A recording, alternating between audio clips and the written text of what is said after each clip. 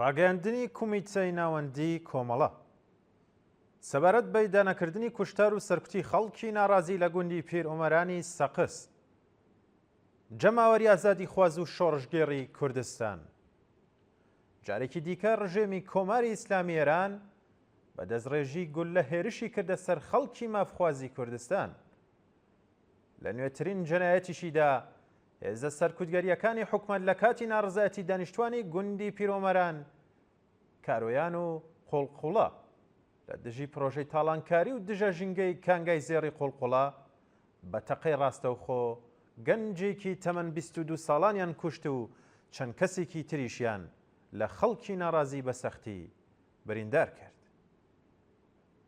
کانگای زێڕی قوڵقوڵەی سەر بە شاری سەقس کە نزیکەی 2 ساڵ لەومەوە کراوەتەوە ئێستا تێبینی و قسە و باسی جددی ژینگەی لەسرە. یەکێک لە نیگەرانیە سەرەکیەکانیش بریتە لە پیسبوونی ئاوی خواردنەوەی دانیشتوانی سەقز و گوندەکانی دەوروبەری.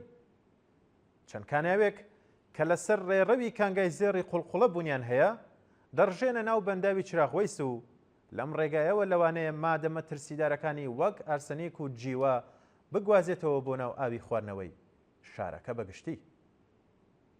ئەمە لە بارودۆخێکدایەکە بە وتەی کارناسان وێزگەی پاکردنەوەی ئاوی شاری سەقز ئیمکاناتی پێویستی نییە بۆ لابردن و خاوێنکردنەوەی پیسکەرە شیمیایی و کانزا قورسەکان. لە ئەگەری پیسبوونی ئاوی بەنداوی چراغوەیسیش هیچ سەرچاوەیەکی بەدیل نییە بۆ دابینکردنی ئاوی خواردنەوە بۆ ئەو شارە.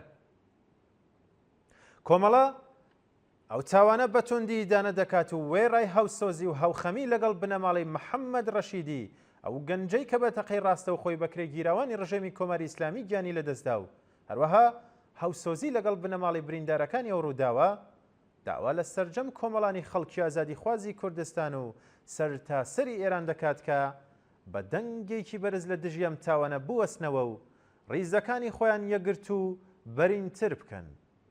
تەنیا بە یەک ڕیزی و خۆڕاگری ڕێکخراو دەتواندرێت بۆ هەمیشە کۆتایی بەستەم و سەرکوتکەریەکانی ئەم ڕژێمە دژە ئینسانیە بهێنرێت.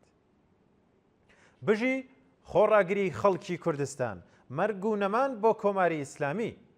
کومیتەی ناوەندی کۆمەڵە ڕێکخراوی کوردستانی حیزبی کۆمونیستی ئێران